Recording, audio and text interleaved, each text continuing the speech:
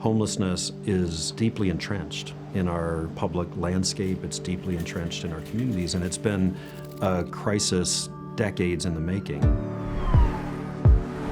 There's a lot of pressure on our local officials and government to figure out how to solve this really incredibly complex challenge.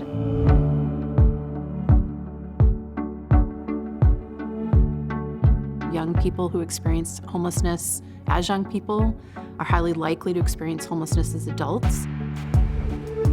There's no one way to solve homelessness. It starts long before an individual ends up in a tent on the street.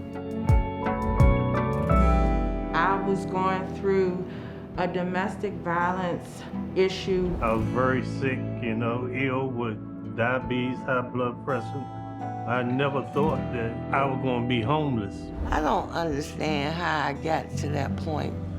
A lot of folks are pretty close to homelessness. And when housing is more expensive, it's just easier to find yourself without it.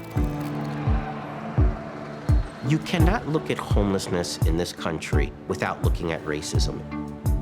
And it is a domino effect. The racial disproportionalities, particularly Black folks, Indigenous folks, whose story really doesn't get told enough. Our first time in a homeless shelter, my kids were 7, 9, and 12. It was too much. We need to see the privilege of working with these individuals.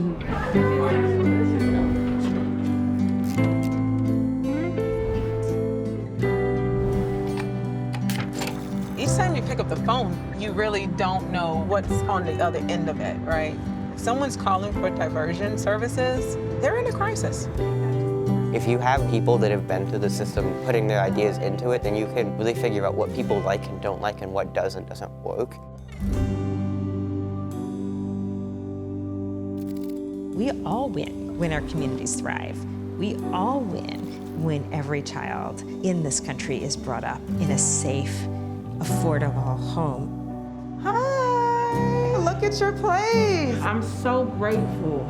I don't take none of it for granted. Oh my goodness. It feels really good in here. I believe in that. For me, having been in foster care and been homeless myself, to see people that want to change the stigmas around these issues, it's beautiful.